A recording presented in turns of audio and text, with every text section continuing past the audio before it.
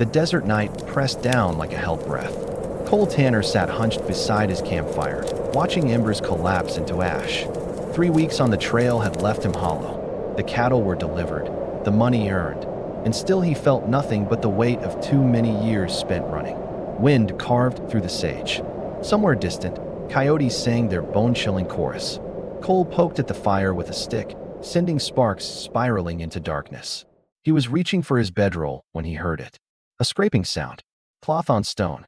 His hand moved to the revolver at his hip. The firelight barely reached 10 feet, but something was moving at its edge. Something low to the ground. A figure emerged from the shadows. Not walking. Crawling. Cole's breath caught. It was a woman, Apache, maybe 24. Her dark hair hung in tangled ropes across her face. Blood stained the torn cotton of her dress, the fabric clinging to her curvy figure. Her feet were bare and shredded. She dragged herself forward with trembling arms until she collapsed at the fire's edge. Her eyes locked onto his. They burned with something worse than pain. "Water," she whispered. Cole grabbed his canteen, hands moving before his mind caught up. He knelt beside her, lifting her head. She drank in desperate gulps, water spilling down her chin. "Easy," he said. "Easy now." She pulled back, studying his face in the firelight. Her gaze moved from his eyes to the scar that cut through his left eyebrow, then down to the silver hatband glinting on the hat beside his saddle. When she spoke again, her voice was steady despite the pain. "They burned my village." She coughed, flecks of blood on her lips. "You were there." The words hit Cole like a fist to the chest. His hands began to shake. The canteen slipped from his grip. "I don't know what you're talking about," he said, but the lie tasted like ash. She smiled, cold and knowing. "Yes, you do." Then her eyes rolled back and she collapsed against the dirt. Cole sat frozen, his heart hammering against his ribs. The fire crackled. The wind howled. And somewhere in the chambers of his memory, old doors began to open. Red Creek. 6 years ago. The name alone made his stomach turn. He'd buried it deep, covered it with whiskey and distance, and the lie that time could erase what a man had done. But lies have shallow graves. Cole carried the woman to his bedroll, laying her down gently. Her breathing was shallow, labored. The wound in her side still bled. He tore strips from his spare shirt, pressing them against the torn flesh. His hands worked automatically while his mind spiraled backward. He'd been 22 then, fresh from Kansas, hired as a scout for Captain Marin's patrol. The captain had silver hair and a smile like broken glass. "Just show us where they camp," Marin had said. Army business after that. Cole had found the village at dawn. Wickiups scattered along a creek bed, smoke rising from morning fires, children's laughter carrying on the wind. He'd reported the location and ridden back to camp, telling himself he was just doing his job, just following orders. The army knew what they were doing. That night, the screams started. By the time Cole reached Red Creek, the village was burning. But these weren't warriors falling. These were women, old men, children running with their backs on fire. Captain Marin sat on his horse, watching, his face empty of everything human. Cole had turned his horse around and ridden until dawn. A week later, he quit the army. A month later, he started drinking. A year later, he convinced himself he could forget. But the woman lying in his bedroll hadn't forgotten. Somehow, impossibly, she knew his face. She woke with the sun. Cole had stayed up all night, keeping the fire going, watching her breathe. When her eyes opened, they found him immediately. "You didn't run," she said. "Thought about it." She tried to sit up and winced. Cole moved to help, but she waved him off. "I can manage. That wound needs proper attention. There's a trading post 2 days north. Doctor there." "Why would you help me?" "Because you're hurt. You didn't care about hurt people before." The words landed like stones. Cole looked away, jaw tight. "My name's Cole Tanner." "I know." She touched the bandage at her side, checking the wound. "I've been looking for you for 3 years." Ice flooded his veins. "How'd you find me?" "I didn't. My village was attacked 5 days ago. Different soldiers, same as before. I ran. I've been running since." She met his eyes. "Then I saw your fire. And your hatband. Silver, with the eagle clasp. I remember that hatband in the firelight at Red Creek." Cole's hand moved unconsciously to his hat. The silver band caught the morning sun. He'd won it in a card game 2 years after the massacre. Or had he? Memory played tricks. Maybe he'd taken it from Red Creek itself, from one of the bodies. Maybe that's why he couldn't stop wearing it. "I just found this old thing," he said. Her smile was bitter. And the scar? Did you just find that too? He touched the mark above his eye.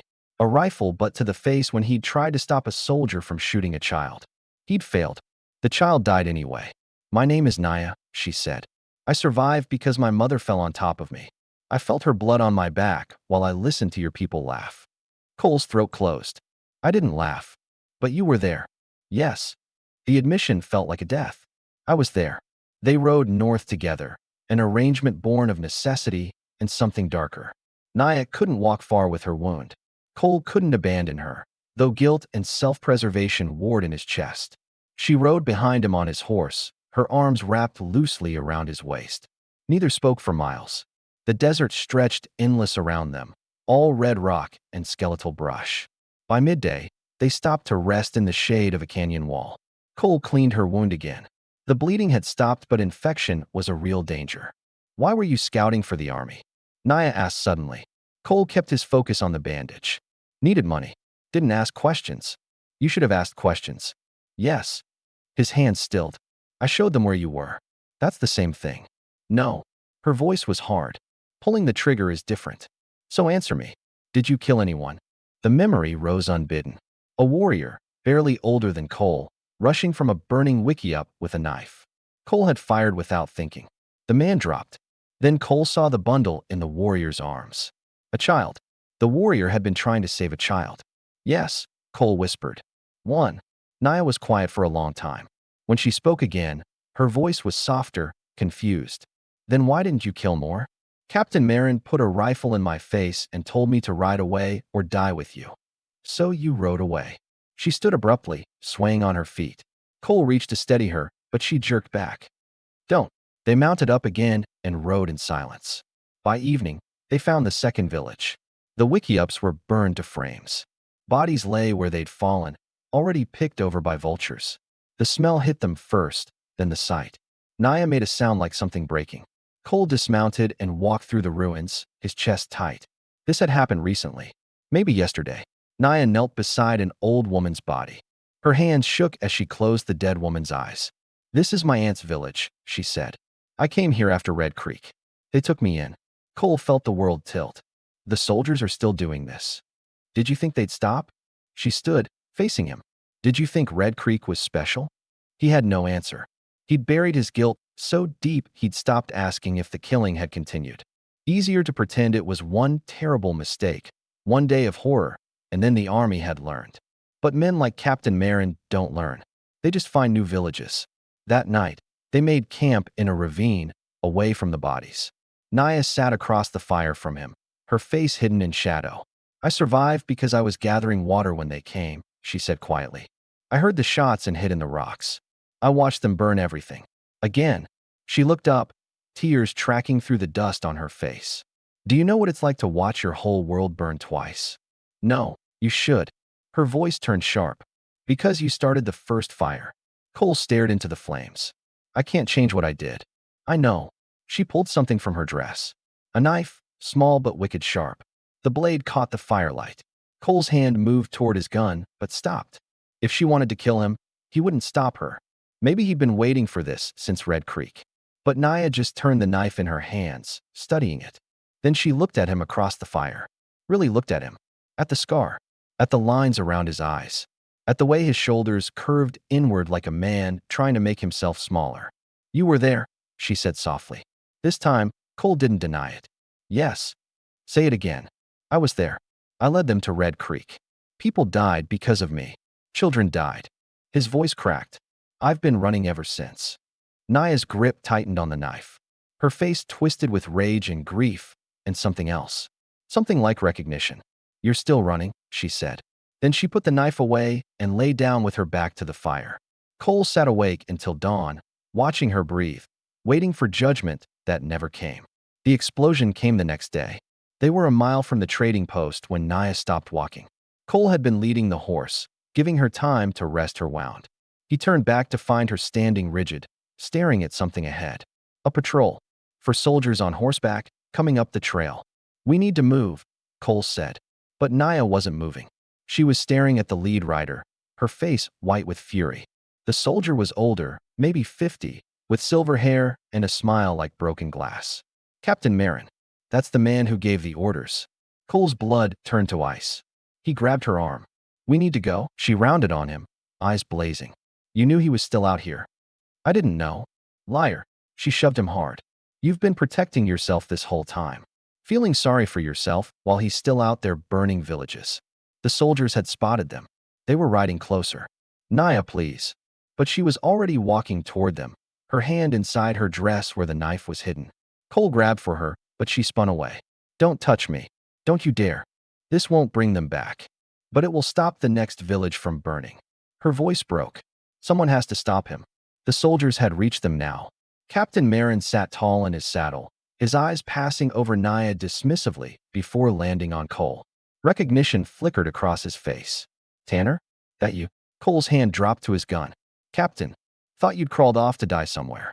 What are you doing with this Apache girl? She's hurt. Taking her to the doctor. Marin's smile widened. That's real charitable of you. Especially considering. His eyes moved back to Naya. She's from Red Creek, isn't she? I can always tell. They have this look. Naya's hand moved. Everything happened at once. She lunged for Marin with the knife. One of the soldiers grabbed her, slamming her to the ground. Marin's gun came up, aimed at her head. And Cole drew. His first shot hit Marin's shoulder, spinning him in the saddle. The other soldiers reached for their weapons, but Cole was faster. He'd spent 6 years preparing for this moment, even if he didn't know it. His second shot dropped the soldier holding Naya. His third scattered the remaining men. Marin fell from his horse, clutching his wound. Cole walked toward him slowly, gun still raised. You remember Red Creek, Captain? Marin's face twisted. Following orders. Just like you. No. Cole's voice was steady now, clear for the first time in years. I stopped following your orders. You kept giving them. Marin reached for his gun. Cole shot him through the heart. The remaining soldiers fled, their horses kicking up dust as they vanished down the trail. Cole stood over Marin's body, gun smoking in his hand. Then pain exploded through his chest. He looked down. Blood spread across his shirt. One of the soldiers had gotten off a shot before running. Cole hadn't even felt it until now. He dropped to his knees. Naya was there suddenly, her hands pressing against the wound. No, no, no. Tears streamed down her face. You don't get to die now. Not like this. Better than I deserve, Cole said. His voice sounded far away. Stop it. She was crying openly now, trying to hold the blood in. You saved me. Why did you do that? Because someone had to. He smiled, tasting copper. Now they know who burned your village. And I know too. His vision was fading. The desert sun felt warm on his face. Naya's hands were warm too, pressed against his chest. He could hear her voice, but the words were getting distant. Stay with me, she was saying. Please stay. But Cole was already gone, drifting somewhere past pain, past guilt, into a silence that felt almost like peace. The sun rose over Red Creek 6 days later. Naya stood beneath a twisted cedar, her hands dark with fresh dirt. The grave was shallow, but it would do. She'd carried Cole's body here on his horse, riding through the night, stopping only when exhaustion forced her to rest. Red Creek was empty now, just burned ruins and memories. But the cedar still stood, its roots deep enough to survive fire. She placed the silver hat band on the grave marker she'd carved from stone. The eagle clasp caught the morning light. In her other hand, she held Cole's journal. She'd found it in his saddlebag, pages filled with cramped handwriting. A confession written the night after they'd found her aunt's village. Everything he'd done, everyone he'd failed. And at the end, a single line. If I die tomorrow, let it mean something. Naya traced the words with her finger. Then she mounted Cole's horse and turned toward the mountains. She carried the journal in her dress, pressed against her heart. Behind her, the cedar's shadow stretched across the grave like a promise. The desert wind sang through its branches, carrying the smell of sage and dust and smoke from fires long burned out. She rode until the sun was high and hot. Then she stopped and looked back one last time at the lonely cedar on the hill. He was there when they burned my village, she said to the wind. But he stayed when the fire came for him too. Then she turned north and rode into the rest of her life, carrying the weight of 2 people's memories now, and the knowledge that redemption doesn't erase the past. It just makes peace with it. The desert stretched endless and red before her, ancient and patient, keeping its secrets in the dust.